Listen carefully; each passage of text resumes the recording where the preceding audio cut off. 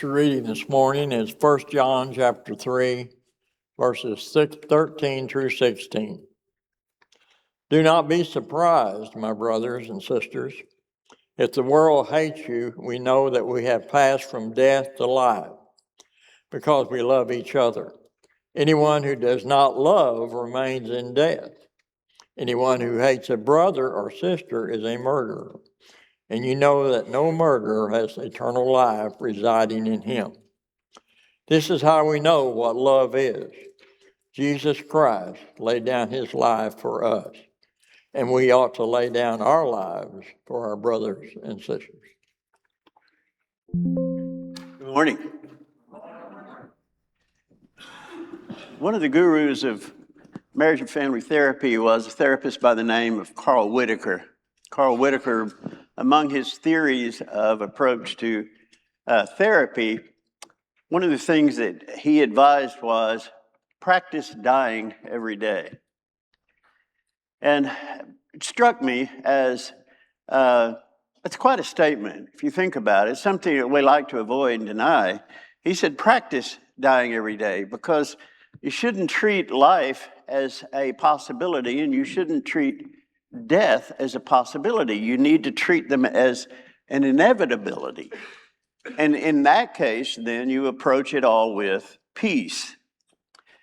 And it got me to thinking about how often we do have expectations that don't fit with reality.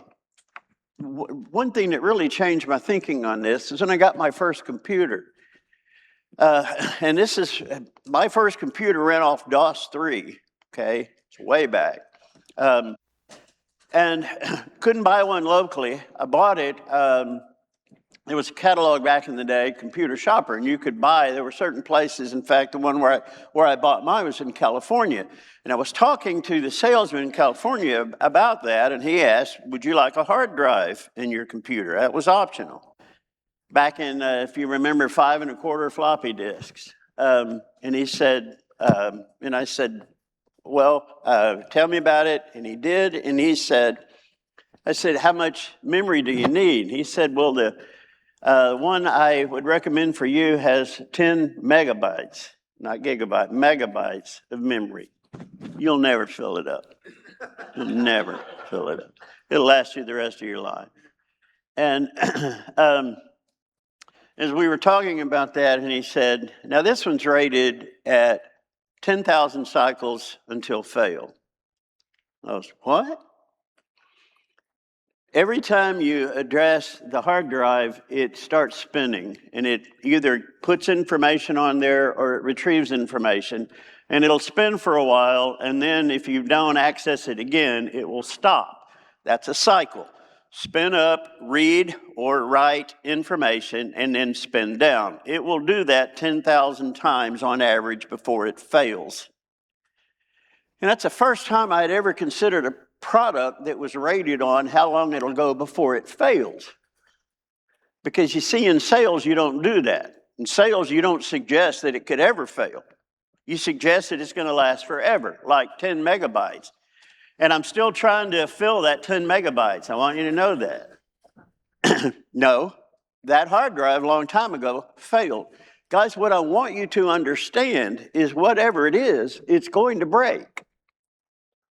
Now, we don't rate things that way. And after that computer, and especially after I took Whitaker's idea of practice dying every day, and I think it's really good advice. It sounds morbid, it's incredibly not. But I began to realize when we get in the car and it's just kind of right on the edge of needing an air conditioner, and Charlotte will reach over and turn the air conditioner, and she goes from full blast to totally off. That's the only control she has for air conditioning and heat. And when she turns that air conditioner on, what goes through my mind is now I have a compressor that's cycling. And you know what that means? How many cycles until death? It's going to die. Now, here's the irony of it. If you don't use it, it's going to die. But do we need to absolutely turn that on this time because it's only got so many cycles and then it's going to die. And we're just about to use 10 of them. Is it really that hot? That's a morbid way to think, isn't it? But it so impacted that when I hit buttons in the car, I realized that switch is going to burn out someday. It's inevitable. Things break. It's not if they break, they break.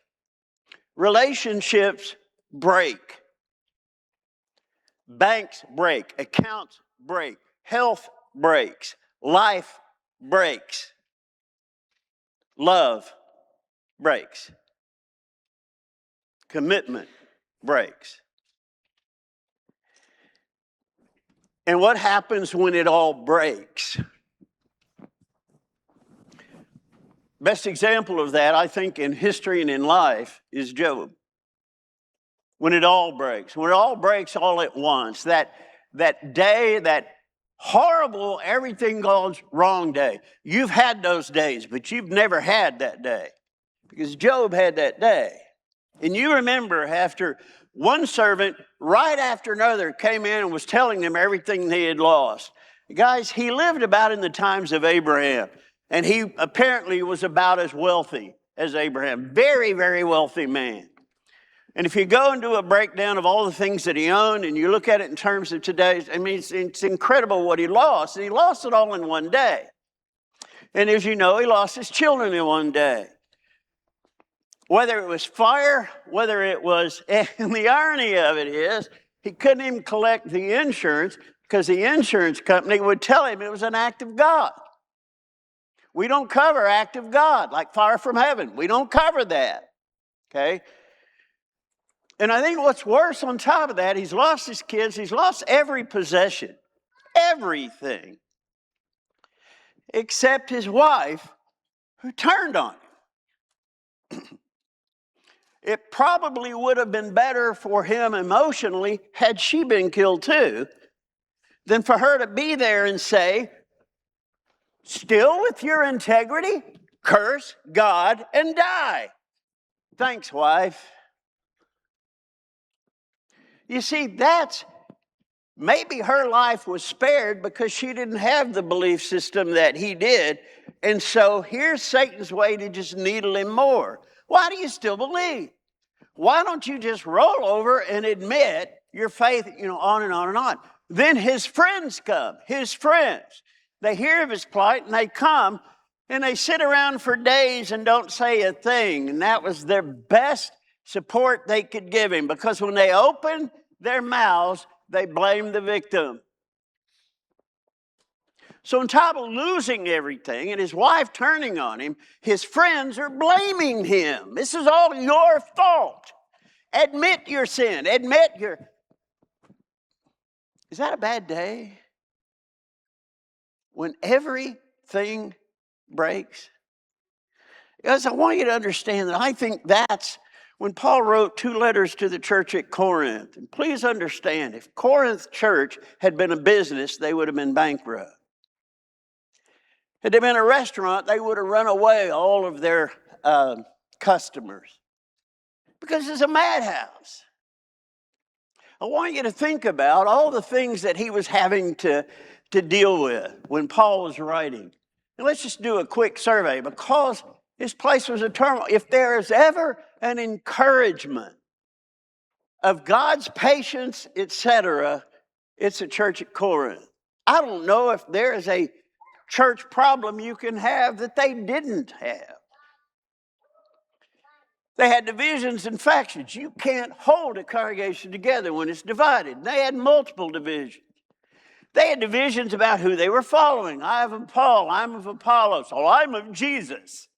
Shame on you.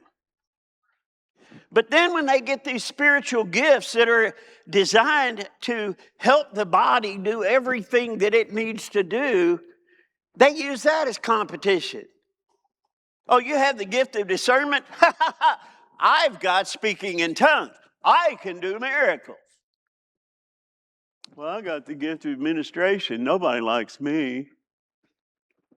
And it became divisive. Guys, we don't know how long this congregation lasts. But it didn't last. It broke. There hasn't been a church in Corinth for centuries because it broke. And Paul is trying desperately to deal with all of the things that can cause it to break. What happens when it all breaks? What happens when the relationship breaks? What happens when the love fails? What happens when the vows are broken? And they had made a vow.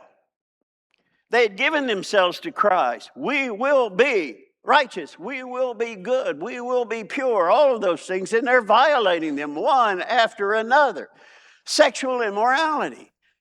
They were allowing a guy who was living with his mother-in-law or his stepmother. They had folks that were going to prostitutes. Even between times of coming to assembly. They were suing one another in open court. And that's when Paul told them, good night, guys. We're going to judge the world. What's the world got to tell you about your situation? Are you guys nuts? What else? Idolatry. Eating meat offered to idols.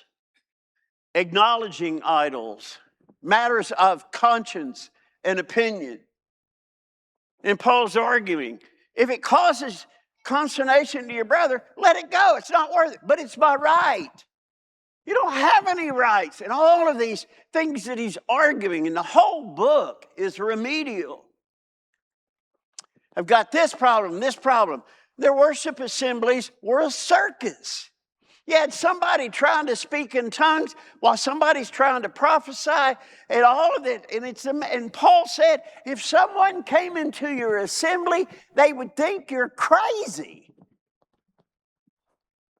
It's not about you. It's about us. And you guys are in competition. Who's going to lead a song? Who's going to lead a prayer? Who's going to get the attention? And guys, it's still that way in congregations all over. And as we talked about, the challenge is now about who's going to preach, what gender gets to preach, who gets to be in the choir, who gets to be in the praise team, who gets to be in it. It's so competitive.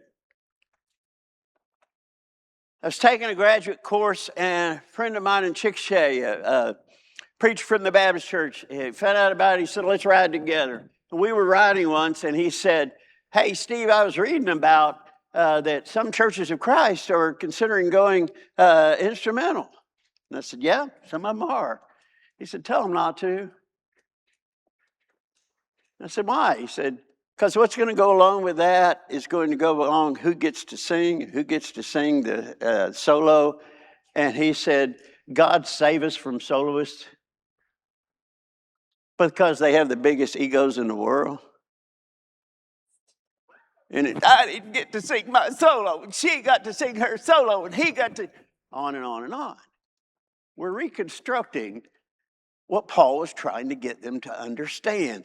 The assembly is not about you. It's not about attention on you. It is about worship, God's worship. Confused gender roles. He talked a lot. What's head covering mean? Who leads in what way, and all of those kinds of things. And they had a lot of faction about that.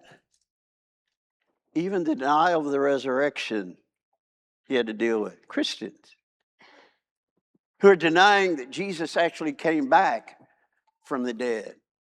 I mean, how many issues can you come up with? And in the midst of that, especially in this latest issue of people getting spiritual gifts, and some of those were miraculous. And miraculous gifts always attract a lot of attention.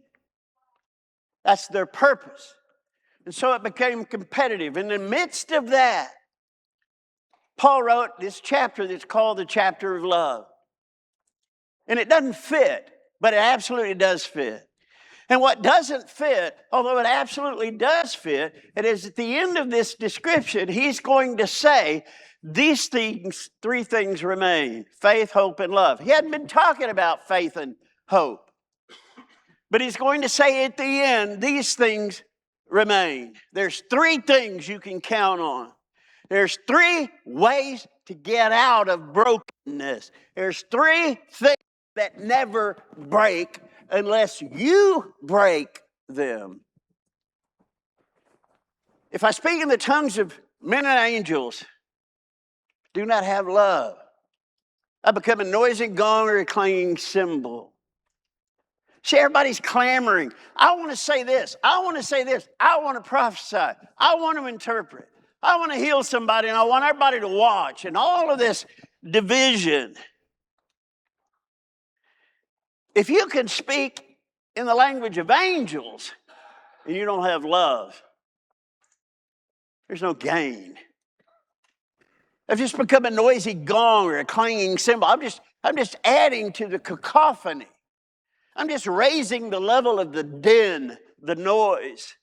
I'm not accomplishing anything. If I have the gift of prophecy and know all mysteries and all knowledge, and I have all faith so as to move mountains, but do not have love, listen to this, I am nothing. You can know the Bible back and forth. You can teach. You can divide people with your knowledge of the Word. But if you don't have love, that's all you are, is divisive. You're not helping them grow and develop. You're just considering, are they worthy of being with you in your presence? See, love has to be the foundation of correction. Because love brings patience. And love, I was sharing in class this morning of being on, we had 4 different flights to get to Destin and back. And sitting there watching my grandkids and my knot-headed kids. And I just continually was filled with warmth and joy that I believe God looks at me the same way I look at my grandkids. And they're knot-headed. And I love them to death. And they can be the sweetest things and get all over your nerves, and I love them to death. I find it very easy to be patient with them, even when I want to pinch their little heads off. And I think God gives us kids, and especially grandkids, to show us what it's like, how I look at you. If I don't have love, I'm nothing. Because with love comes patience. And patience is showing them for the 1047th time how to tie your shoes, how to say thank you, how to say no thank you, and all of those kinds. If I give all my possessions to feed the poor, and if I deliver my body to be burned as sacrifice and do not have love, it has done nothing.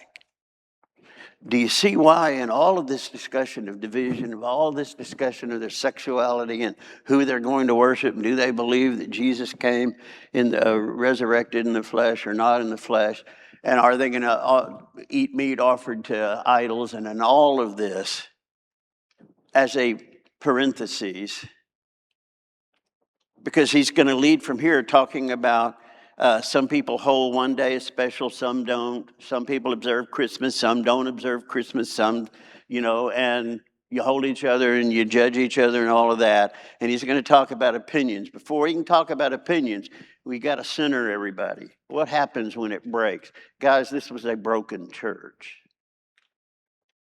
What happens when everything breaks? Go to what abides.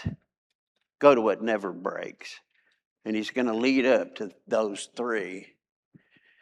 Now, he describes it, love's patient, love's kind. I don't want you to think about that as a marital vow. I don't want you to think about that as how you feel. What I want you to think about is how you view the other people in this room, particularly. That's who he's talking about. And he's talking about especially the people in this room that crawl all over your nerves. And they do, don't they? Oh, you need me to point them out? You see, for a body to come together, there's got to be all kinds of different parts. And when you have different parts, they rub up against each other in ways that are frustrating. And that's why I argued the hand can't say to the foot, because you're not a hand, you're not part of me, and all of this. It's acknowledging the difference, and it's acknowledging that God has created people with different personalities. And as much as you would like for those personalities to go away, God loves them. So here's what you do. You're patient. That's the first word. Because, guys, with patience, there cannot be division. With patience, we take the time to work it out. We take the effort to work it out. But that patience only comes because we love, and we only love because He loved us first. He loved us first. We learn patience from Him. Love's patient, and it's kind. Guys, love is not mean. It's not abusive. It's kind. It's not jealous. It's not competitive. It doesn't say who gets to do what and I don't get to do what. It says you go. You go, boy. You go, girl. I am your biggest fan. Love does not brag, it's not arrogant, does not act unbecomingly, doesn't seek its own, it's not provoked, does not take into account a wrong suffered. Do you understand how important this description is to a church that is divided and about to split? Does not rejoice in unrighteousness, but rejoices with the truth. There's your solution to immorality. There's your solution to idolatry. There's your solution to dealing with immoral people and idolatrous people. Here's your solution to dealing with people that don't believe Jesus came back in a bodily resurrection. Here's how you deal with it. You don't rejoice in unrighteousness. You rejoice with truth. But you bear all things, believe all things, hope all things, endure all things, and you cannot divide. But the church divided. It endures all things. Now, how do you deal in times of loss? And Paul's going to say, I got some bad news for you. All of these gifts that you received, they're going to go away. The ability to speak in tongues, and remember, if you don't have love, it's meaningless anyway, but it's going to go away. Love never fails. But if there are gifts of prophecy, they'll be done away with. If there are tongues, they will cease. If there's knowledge, it will be done away. For we know in part, we prophesy in part. But when the perfect comes, the partial will be done away. When I was a child, I used to speak as a child, think as a child, reason as a child. When I became a man, I did away with childish things. God is taking us from this childishness of who got a present into being adults and mature and loving and patient and all of those things. And we've got to get there if we're going to deal with the loss. Guys, don't think of it's going to be here forever. Think of what will I do when it breaks? Most everything in your life is like a hard drive that has 10,000 cycles before it's going to break on average. And every time you use it, it's getting closer to being broken. Because marriages break, not in divorce alone, not in separation, they break in death. Life breaks. What do you do when it breaks? What do you do when you lose it? And he's telling them, these things that you take is very precious. See, they were identifying themselves. They were getting self-esteem by what gift they had and what they could do. How many of us get self-esteem from what we can do or what we have or what our station is and what happens when it breaks? What happens when it breaks? He's going to tell us three things remain. When everything else breaks, three things remain. And if you don't have these, you're going to break too. What happens in time of loss? Don't focus on what I've lost. Focus on what remains. As Job said, the Lord giveth, the Lord taketh away. Blessed be the name of the Lord. Came into this world naked, I'm going to leave this world naked. He didn't focus on his loss. Why not? Because it wasn't ever his. But he did say this, I know this. I know that my Redeemer lives. The Redeemer is the one who's going to buy you back from this. The Redeemer.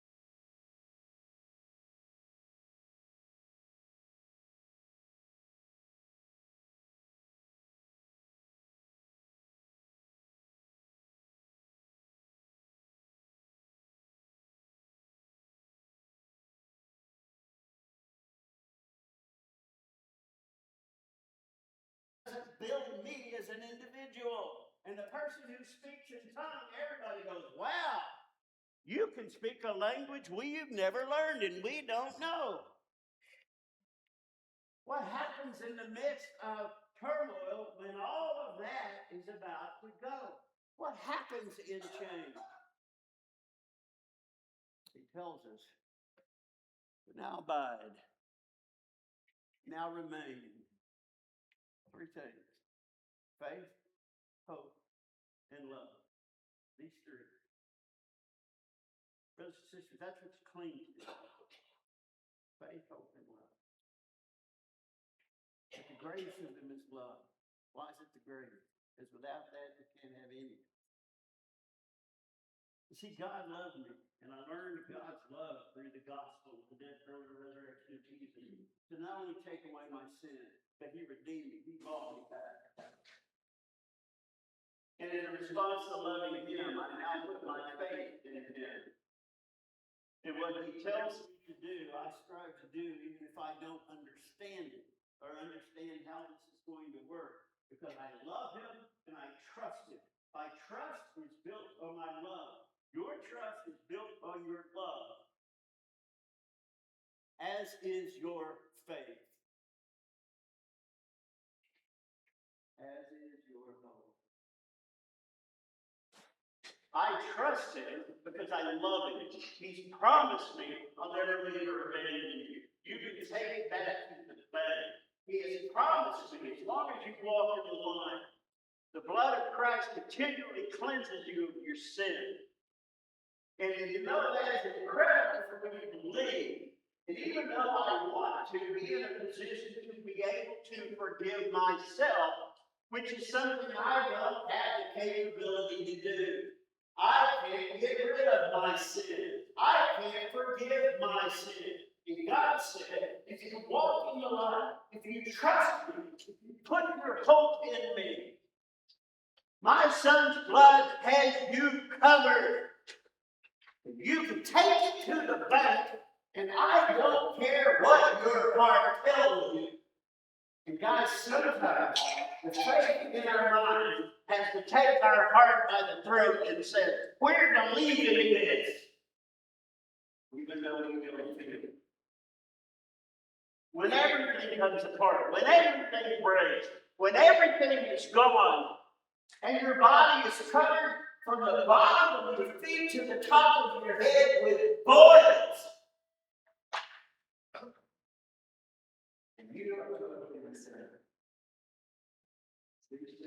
three things remain: faith, hope, and love.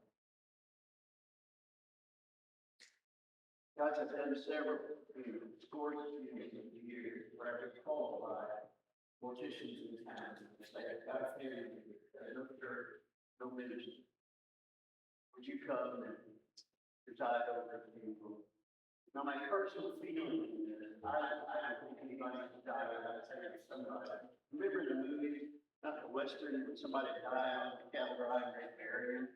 And he's counting, standing around this mountain church, and saying, well, somebody needs to say something.